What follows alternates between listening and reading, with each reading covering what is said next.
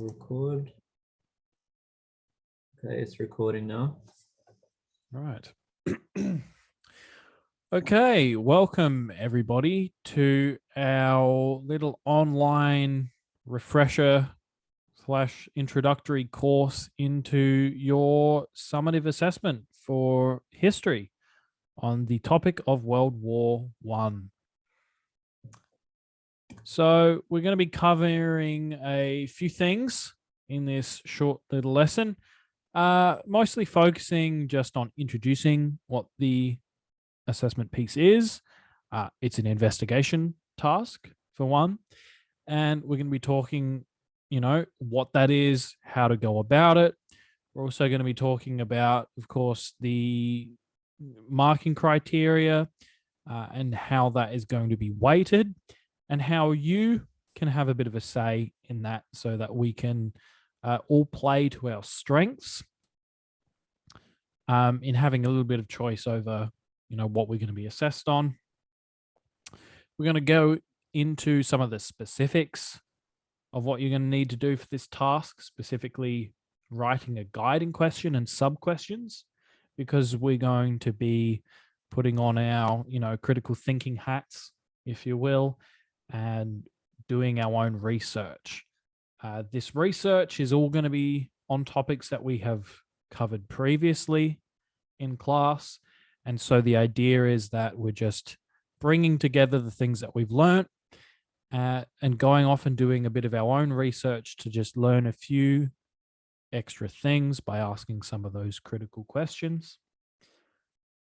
Then we're going to get into what that is actually going to look like in class. So not just what you have to do, but how you're actually going to present your findings. Including how you might write the script, because this is going to be an oral presentation and you will be doing it as a pair. We're also then going to cover some a little bit on the timeline. So how we're going to achieve this in class and how much time we're going to have to, get this assignment done. All right, thank you, Mr. Hart. So to introduce the assessment, before I get started, I want everyone to get out their investigation sheets. We did hand them out in the last lesson, but they're also available on Sector. So please open them up ASAP, and we'll start going through that now. So yeah, as Mr. Hart said, it focuses a lot on the different areas of research we've covered in previous weeks relating to Australians in World War One. We've also got a few new topics there as well, so you have the chance to look at different areas of Australian involvement in World War One that you're not familiar with. Maybe something interesting jumps out at you, and this is an opportunity for you to share that with the rest of the class. So some of the ones we didn't cover, we didn't look at the Mesopotamian campaign, the Sinai and Palestinian campaigns, the Serbian campaign. But also, if there is something that's on your mind and it's not listed there, you can consult with either of us, and we might approve that as well. As long as it's involving Australians in World War One, there's a good chance that you can do that. So we're looking at a presentation of around 4 minutes in length. So that can be any sort of presentation you want. It can be a traditional oral presentation. It can be a video. It could be, really anything that you can think of, but it will have to be approved again by one of the teachers here. And you'll be doing this in a group of 2. So today you'll be focusing on finding a partner if you haven't already done so, and then developing a guiding question, some sub-questions to inform your research. Once you've got your research done, you'll be writing a script to use in the video or in your presentation, whatever you choose to do. You'll both need to contribute equally. So you can't just have, one person doing the whole thing and the other one reading it. You need to reference appropriately. So you can't just use Wikipedia and that sort of thing. And you'll also need to make a summary checklist. So essentially you'll get some of the key facts that you found in your research, put that into a sheet, but we'll go over all of this later in the presentation. You should be looking at around 500 words for the whole thing, or about 250 words per person, or equivalent, spoken equivalent. What we've also done is we've weighted the assessment so that the entire presentation is worth 90% of the grade. And then we're giving the extra 10% to you to allocate to any specific area that you feel confident in. So for example, if you're really confident creatively and you wanted to do a really nice PowerPoint, or you were really good with like video editing software, you could put your extra 10% into that, and then we would, you know, judge you a little bit more on that area. Or for example, if you're more confident writing and researching, we could put that extra 10% towards the quality of your research, you know, how many good sources you've got, that sort of thing, how strong your questions are, your guiding and sub questions. If you're really confident presenting, we could put the 10% towards the clarity of expression when you're presenting, how confidently you speak to the class, how well you articulate yourself. Or we could put it towards your script and summary, the checklist that you made, the facts that you found, that sort of thing. And now Mr. Hart will tell you about writing your guiding and sub questions. Right. So the guiding and sub questions, sort of the thing that is going to drive your research. So the reason why we have a question is that if we just said, okay, do a presentation on something to do with World War I, obviously that's going to be very big, because as we've learned throughout the course, there are a whole bunch of different things that we can talk about in World War I. We can talk about different nations. We can talk about their reasons for going to war, like we did in the first lesson when we did that role play exercise. We could talk about the roles of women in Australia or any other country and how that changed. We can talk about specific battles that happened, and we could talk about those battles from any army's perspective. So there's a lot that we could do. So what we want to do, instead of just saying, okay, well, I'm going to do a presentation on, say, Gallipoli, and then you just tell us all the things that happened, just random facts about Gallipoli. That's not what we want you to do. What we want is to have these guiding questions, which is something that we're going to come up with in our pairs. So instead of just telling us facts about the Gallipoli campaign, like it started on this day, this many people died, so on and so forth, instead we want to think about what was the significance of the Gallipoli campaign in World War I, for example. So that would be our big guiding question. And you might say, okay, well, the significance. Well, you know, there was a battle that happened, and these countries went and fought, and then these people died, and then this and this happened. And you might cover that. But then we want some sub questions, which are just taking that guiding question and making it a bit more specific. So for instance, we might look at to what extent were the Australian soldiers involved in Gallipoli. So we might talk about, why was the Gallipoli campaign significant? What happened? And to what extent were a specific country or person or group of people involved in that. Now, that's just an example. You could use those, but we would encourage you to go and find another guiding and sub question if you were to do Gallipoli, for instance. Now, to form your question, a good thing to do is to think about perhaps what topics interested you in this course. Think about what we already know, and maybe something else we would like to find out. So let's ask some questions. So maybe again, we covered Gallipoli and we talked a bit about Australians, but maybe you want to know a little bit more about the Ottomans in that battle.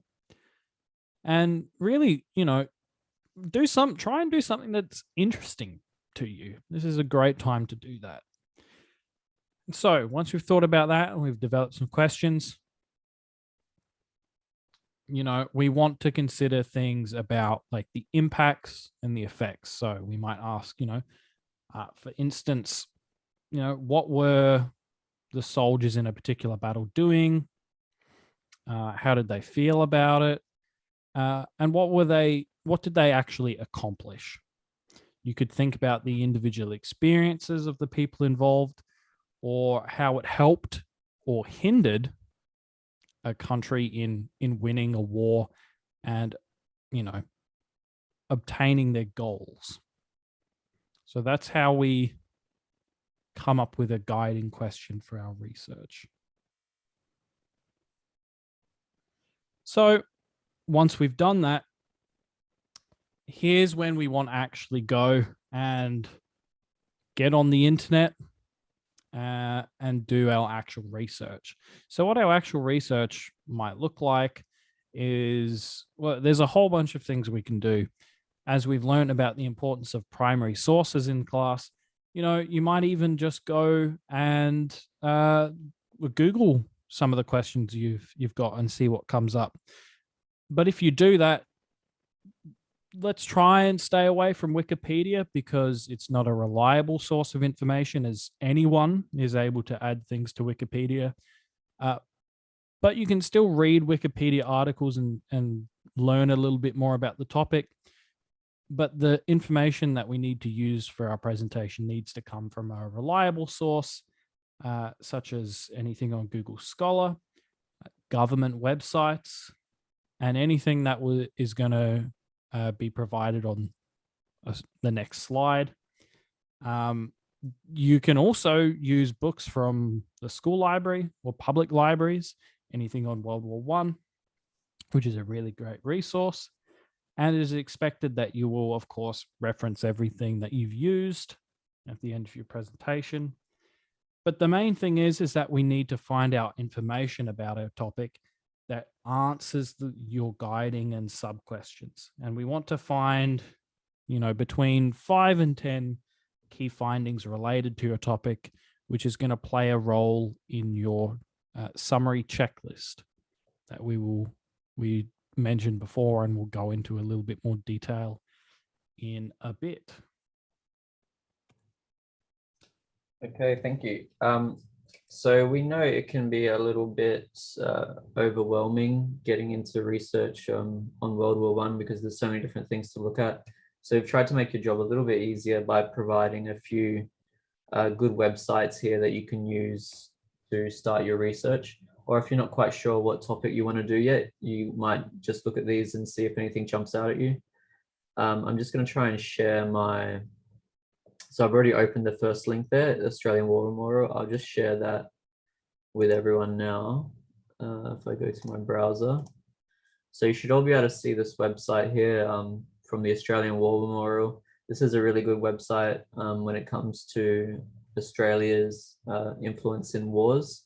So particularly World War I and II, there's so many different primary resources here. As you can see, for World War I, we've got a photo of here some diggers in the trenches. We've got a brief summary of Australia's involvement. More primary sources, history. What else? I mean, there's a lot here. So there's going to be something you can use. And then they've also cited where they've got this information from at the bottom. So you could even dig down into some of these references here if you wanted to. But again, we're only expecting you to do 250 words each. So you don't need to get super carried away with the research. But, you should find, we're looking for 5 to 10 different facts that you think are really important, really significant to your topic, and that you can use in your presentation and help answer those questions that you should have already developed. PowerPoint slideshow. So I'll go back to sharing the slideshow. And once you have done your research, you're ready to start writing your script. So you can think of it like a movie script. It's essentially what you'll be reading or what sort of text is going into your production, whether it's a video or a PowerPoint slideshow or something like that. If you want to do a traditional oral presentation, this will be the notes that you're reading off during that presentation. So you need to have these ready, obviously, before you come to class next Tuesday. It'll be. We're going to go through that in further detail in the timeline. But you know, when you're writing the script, just pay attention to those key facts, those guiding questions, and make sure you're sticking to those things, because you haven't really got a lot of room to maneuver. You know, you only got 250 words. So you can do one script as a pair, or you could do two separate scripts. But you know, it is considered a group assignment, so you could chop and change if you wanted to. And then if you do have time, it might be good to have one of the teachers read the script afterwards, just to make sure you're on task and it, you know, ticks all the boxes. Then we're up to creating the presentation. So you should by this stage know what type of presentation you want to do. Thought about where you want those bonus marks to go to. So you might put a little bit of extra effort into those particular areas. But at the same time, you know, you can't, it's only 10%. So you can't just put everything into a really nice collage or something, some sort of artistic thing, and then neglect the research and everything else. You really have to put in a lot of effort into every area. But those bonus marks are there to just help you out if you're really more confident in one area. So yeah, this part you'll be pretty much creating your presentation. Also keep in mind your referencing as well. Use the official Slasher resource that we've been using in class. You know, you can go online, you just put in the different information from your source and it will generate the reference for you. And you can get that through Sector again. Presenting your findings. So yeah, this will be on the 30th of November. We're going to do this. So we're going to have today to work on this. Tuesday today. We're going to have Wednesday, Thursday, and then next Tuesday we're going to be presenting this. So you need to bring, when you come to class, your summary checklists, which Mr. Hart will talk to you about shortly. About the order, if you want to go first, you're quite welcome to. If you want to volunteer, otherwise we'll just do it randomly. Names from my hat. Right. So yes, the final piece of the presentation, final piece of the puzzle, is this summary checklist. Now, this is just something that, yeah, as Mr. Hagen said, you're going to bring along to class. And this is just a little checklist that is going to have those 5 to 10 sort of key facts, key findings that we got. And you're going to hand one of those to the teacher. And then you're going to hand one to one pair of students that and one to another pair of students. This all stuff. So you're going to need 3 printouts of your summary checklist. And this is just to help us go through what you actually covered. Now, it's going to be the job of the other students who get it to go through this checklist as you're presenting, and they will be giving you 1 tick to see if you actually covered that key fact or finding that's on your checklist. 2 ticks to see to say that, yep, not only did they cover this piece of information, but you know, it was quite interesting. and you had a good idea of it, and then 3 ticks if it was covered really well. So, for example, if you were doing a presentation on apples or something, some of the things you might have in your checklist might be like talking about the different kinds of apples, how an apple tastes, how it's grown, who eats them, what they can be used for. And so all of the kind of information that you would want to be talking about and that is related to those questions that we've came up with and related to your topic.